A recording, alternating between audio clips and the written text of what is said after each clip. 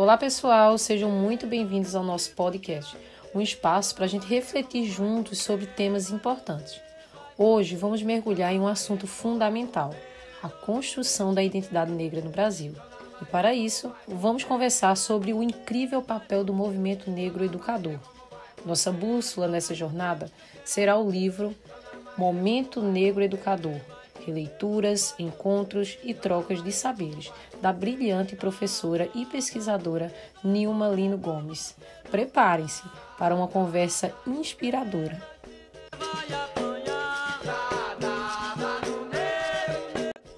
O Brasil, infelizmente, carrega a marca profunda da escravidão e do racismo estrutural. Mas em meio a essa história de dor, existe uma história de luta, de resistência, de afirmação. É a história do movimento negro, que sempre batalhou por igualdade e pela valorização da cultura e identidade afro-brasileira. E o mais incrível, é que o movimento negro ele não se limita a protestar e reivindicar. Ele é, acima de tudo, um educador, um arquiteto de novas realidades, um farol que ilumina caminhos para um futuro mais justo. Nilma Lino Gomes é uma daquelas pessoas que nos inspiram. Uma mulher negra, intelectual, ativista, que dedicou a sua vida a lutar contra o racismo e promover a educação. Ela foi ministra das Mulheres, da Igualdade Racial e dos Direitos Humanos, e os seus livros e artigos são leitura obrigatória para quem quer entender a questão racial no Brasil. Em Movimento Negro Educador, Gomes nos apresenta um conceito poderoso. Ela nos mostra que a ação do movimento vai muito além das manifestações de rua. É um movimento que educa, que transforma, que constrói pontes. Ele educa tanto a comunidade negra, ajudando a fortalecer a autoestima e a resgatar a história, quanto a sociedade como um todo, desafiando preconceitos e promovendo o respeito. Essa educação, como a autora destaca, acontece em todos os lugares. Nas rodas de conversa, nas escolas, nas universidades, nas famílias, nos terreiros, nas ruas. É um aprendizado constante. É como a própria Nina escreve, abre aspas, o movimento negro, ao longo de sua história, tem se constituído como um importante agente de produção de conhecimento sobre a questão racial brasileira. Sua ação pedagógica se realiza tanto no interior da própria comunidade negra, quanto na interlocução com a sociedade mais ampla. Fecha aspas. Agora pensa comigo. Quantas vezes você se deparou com atitudes, gestos, ensinamentos vindos de pessoas negras mais velhas? Líderes de movimentos sociais, professores, artistas, que te fizeram questionar a visão de um mundo comumente transmitida. Isso, meus caros, é o movimento negro educador em ação, muitas vezes sem sequer usarmos esse nome. Olá, meu nome é Josefa e nesse tópico vou falar um pouquinho sobre a dimensão educadora, reeducando a comunidade negra e a sociedade. Um dos trabalhos mais bonitos do movimento negro educador é a reeducação da própria comunidade negra. É um processo de cura e de libertação, de desfazer as amarras do racismo internalizado, que nos faz duvidar do nosso valor, da nossa beleza e da nossa capacidade. Agora imagine uma criança negra que cresceu ouvindo que seu cabelo é ruim. O movimento negro, através de oficinas de tranças, de contações de histórias, de valorização da estética negra, ajuda essa criança a se enxergar de outra forma, a amar seu cabelo e ter orgulho de quem ela é. Ou pense em um jovem negro que se sente intimidado em espaços de poder, como universidades ou empresas. O movimento negro, através de grupos de estudos, de mentoria e de ações afirmativas, mostra a este jovem que ele tem sim o direito de estar ali e que ele é capaz, que ele pode e deve ocupar esses espaços. Mas como dizermos, a educação do movimento negro também se volta para fora e para a sociedade. É um trabalho de formiguinha, de desconstruir preconceitos que estão enraizados há séculos. É mostrar que o racismo não é mimimi, e sim que ele é real, que ele machuca e que ele mata. E como isto é feito?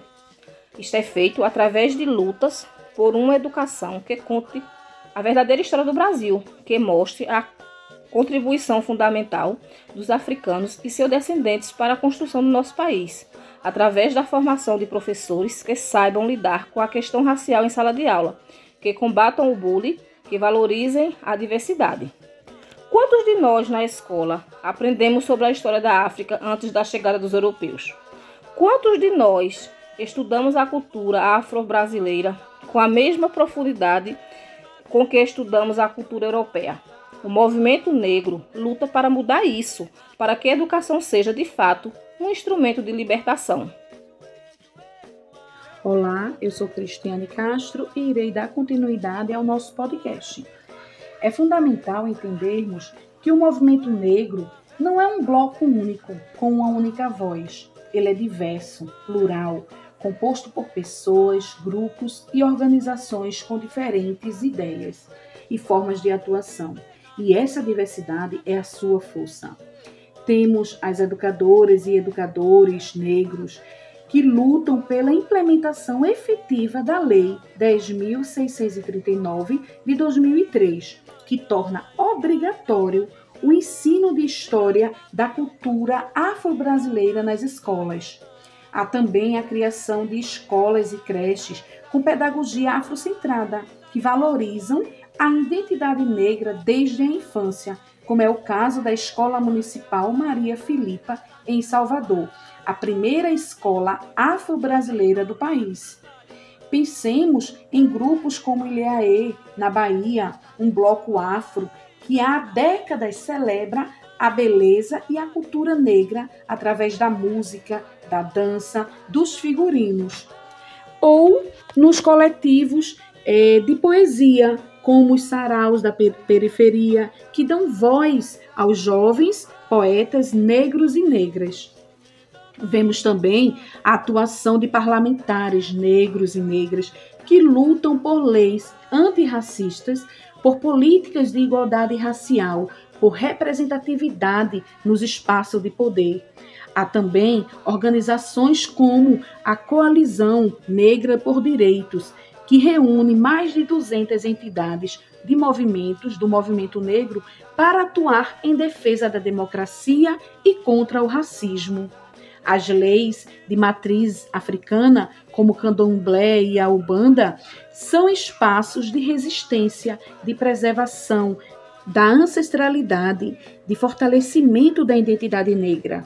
São locais onde a cultura africana é vivida, celebrada e transmitida de geração em geração. Olá, meu nome é Maria da Conceição. Nesse tópico eu vou abordar a identidade negra como construção dinâmica em disputa. A identidade negra não é algo que a gente nasce sabendo, como se fosse um chip instalado na gente. Ela é construída ao longo da vida, a partir das nossas experiências e das nossas relações, da nossa luta. É uma construção que está sempre em disputa. Por exemplo, o racismo desde sempre tenta nos dizer quem somos. Ele tenta nos convencer de que somos inferiores, que somos feios e que somos incapazes. Tenta apagar a nossa história, a nossa cultura e a nossa identidade. Por exemplo, pensemos na questão de apropriação cultural, quando os elementos da cultura negra, como turbantes, tranças, músicas, são usados de forma descontextualizada, sem respeito à sua origem, significado, isso é uma forma de apagar a identidade negra e de esvaziar o seu sentido. O movimento negro ele entra nessa disputa para dizer, não, nós somos negros e negras, temos orgulho da nossa história, da nossa cultura, da nossa beleza, nós somos voz, temos vez, nós temos força, nós temos poder. É uma luta diária, individual e coletiva, para construir e reafirmar a nossa identidade em um mundo que insiste em negá-la. E pensemos, meus amigos, é uma luta de todos nós, porque uma sociedade que respeita e valoriza a identidade negra é uma sociedade boa para todos nós. Olá, pessoal. Meu nome é Paulo e agora eu vou falar sobre os desafios e perspectivas que envolvem esse tema. Apesar de todas as conquistas, sabemos que a luta do movimento negro está longe de terminar. O racismo continua presente, as desigualdades persistem e vemos com preocupação o crescimento do discurso de ódios e de movimentos conservadores que ameaçam os direitos conquistados. A violência contra a população negra, especialmente contra os jovens, é um problema gravíssimo. O racismo institucional que se manifesta nas escolas, nos hospitais, nas delegacias e nas empresas é um obstáculo constante. A cooptação, a tentativa de esvaziar o sentido da luta antirracista, é outro desafio. E dentro do próprio movimento, existem divergências, disputas, que precisam ser superadas para que a luta seja mais forte. É fundamental lembrarmos que a luta antirracista não acontece isoladamente. Ela se cruza com outras lutas, como a contra o machismo e a contra a desigualdade de classe. Uma mulher negra, por exemplo, sofre opressões múltiplas, por ser mulher, por ser negra e muitas vezes por ser pobre. Precisamos ter essa visão interligada para que nossa luta seja verdadeiramente inclusiva. Mas apesar de todos os desafios, a história do movimento negro é uma história de esperança, de resistência e de superação. E é essa história que nos dá força para seguir em frente, para continuar lutando por um futuro onde a cor da pele não seja motivo de discriminação, onde todos possam viver com dignidade e respeito. E assim, chegamos ao final do nosso podcast. Esperamos que essa conversa tenha te provocado, te inspirado e te feito pensar. Que você tenha percebido a força e a beleza do movimento negro educador e o seu papel fundamental na construção de um Brasil mais justo e igualitário. Se você quiser se aprofundar nesse tema, a nossa dica é: leia o livro Movimento Negro Educador, Releituras, Encontros e Trocas de Saberes, de Nilma Lino Gomes. É uma leitura transformadora. E procure também outros livros, artigos, documentários sobre a questão racial. Siga páginas de ativistas e organizações do movimento negro nas redes sociais. Converse com pessoas negras, ouça suas histórias e aprenda com elas. E acima de tudo, questione, reflita, haja. A luta antirracista é um compromisso de todos nós. Muito obrigado pela sua companhia e até a próxima.